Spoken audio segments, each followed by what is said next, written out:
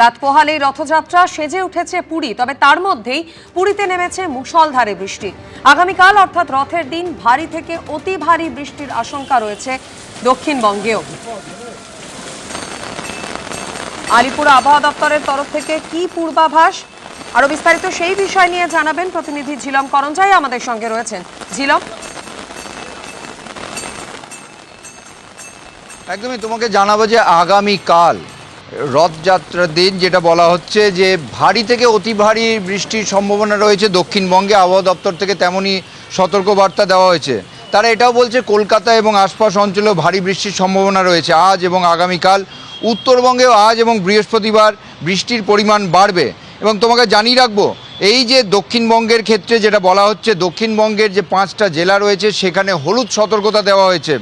উত্তর ও দক্ষিণ 24 পরগনা, পূর্ব পশ্চিম মেদিনীপুর, ঝাড়গ্রাম, এই যে সমস্ত জেলাতে ইতিমধ্যে হলুদ সতর্কতা দেওয়া হয়েছে আজ এবং আগামীকালের জন্য। কলকাতা এবং বাকি দক্ষিণবঙ্গতেও ভারী বৃষ্টিপাত হতে পারে, বিক্ষিপ্তভাবে অবশ্য, এবং বজ্রপাত সহ বৃষ্টিপাত হতে পারে। ঝোড়ো হাওয়া দিতে পারে 30 থেকে 40 কিলোমিটার গতিবেগে। এর পাশাপাশি তোমাকে জানিয়ে রাখবো যে উত্তরবঙ্গেও আজ আগামীকাল বৃষ্টির পরিমাণ বাড়তে থাকবে। আর মৎস্যজীবীদের জন্য সতর্কবার্তা দেওয়া হয়েছে শনিবার পর্যন্ত তারা যেন সমুদ্রে না যায়, কারণ সেখানে ঝোড়ো হাওয়া দিতে পারে, আবহাওয়াও প্রতিকূল থাকবে, সেই কারণে সতর্কবার্তা দেওয়া হয়েছে। মোটের ওপর আবহাওয়া দপ্তর থেকে এই সতর্কবার্তা দেওয়া রয়েছে দক্ষিণবঙ্গ এবং উত্তরবঙ্গ মিলিয়ে। এবং আমরা জানি যে পুরীতেও ইতিমধ্যে বৃষ্টিপাত শুরু হয়েছে, কারণ নিম্নচাপের একটি পরিস্থিতি তৈরি হচ্ছে বঙ্গোপসাগরের উত্তর দিকে। ধন্যবাদ ঝিলম। ব্যাংক প্রতারণা মামলায় তল্লাশিতে উদ্ধার হলো 1,55,00,000 টাকা। হাওড়া থেকে 3 জনকে গ্রেফতার করেছে কলকাতা পুলিশ। আবির দত্ত আমাদের প্রতিনিধি, এই বিষয় নিয়ে আরো বিস্তারিত আমাদের জানাবেন। আবির, ঠিক কি অভিযোগ এদের বিরুদ্ধে? দেখো, শুরুতেই তোমায় বলবো, কলকাতা পুলিশের তরফ থেকে তল্লাশি চালিয়ে এক ব্যক্তির বাড়ি থেকে বিপুল টাকা উদ্ধার হয়েছে। 1,55,00,000 টাকা উদ্ধার হয়েছে এমনটাই জানা যাচ্ছে। মূলত যেটা অভিযোগ সেটা হচ্ছে যে হাওড়া পুরসভার স্যাংশন করা কাগজ, যেগুলো জালভাবে বানানো হয়েছিল, এবং সেই কাগজ হচ্ছে বিল্ডিং প্ল্যান।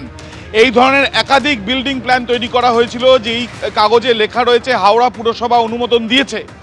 সেই বিল্ডিং প্ল্যানগুলোকে বানিয়ে বিভিন্ন ব্যাংকের মতন পিএনবি ব্যাংকে সেগুলো দেখিয়ে প্রায় 3,90,00,000 টাকা সেখান থেকে লোন নেওয়া হয়।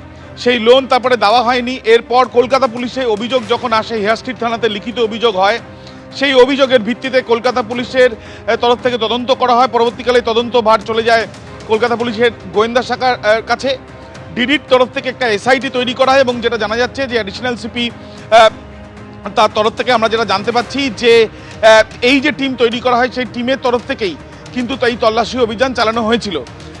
অ্যাডিশনাল সিপি কুণাল আগরওয়াল তিনি যেটা জানাচ্ছেন যে এই যে গতকাল রাত্রিবেলা যে দীর্ঘ তল্লাশি চালিয়ে প্রায় 1,55,00,000 টাকা উদ্ধার হয়েছে, এবং এই 1,55,00,000 টাকা যে টাকা উদ্ধার হয়েছে সেই টাকা ছাড়াও 3 জনকে গ্রেপ্তার করা হয়েছে।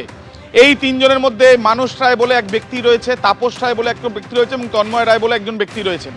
3 জনকেই আজকে ব্যাংশাল আদালতে পেশ করা হবে। কলকাতা পুলিশের তরফ থেকে দুটো বিষয় দেখা হচ্ছে, যে বিল্ডিং প্ল্যান যেগুলো স্যাংশন করা হয়েছে বলে যে কাগজগুলো ব্যাংকে জমা দেওয়া হয়েছিল সেগুলো জাল মনে করা হচ্ছে, এবং সেগুলো কোথা থেকে বানানো হলো, এই ধরনের কত বিল্ডিং প্ল্যান তৈরি করা হয়েছে, এই বিল্ডিং প্ল্যানগুলো দিয়ে অন্য কোনো বিল্ডিং তৈরি হয়নি তো অবৈধ, সেই বিষয়গুলো যেমন দেখা হচ্ছে। তার সাথে সাথে এই যে ব্যাংকের তরফ থেকে যে অভিযোগ করা হয়েছিল, সেই অভিযোগের ভিত্তিতে যে তদন্ত শুরু হয়, তারপরে এত ক্যাশ কেন রাখা হয়েছিল সেখানে, সেই বিষয়গুলো দেখা হচ্ছে।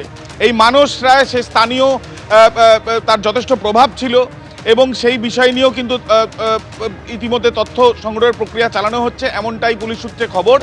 বাকি টাকা কোথায় সেই খোঁজও করা হচ্ছে বলে পুলিশ সূত্রে জানা যাচ্ছে। ধন্যবাদ আবির। এবিপি আনন্দ, এগিয়ে থাকে, এগিয়ে রাখে।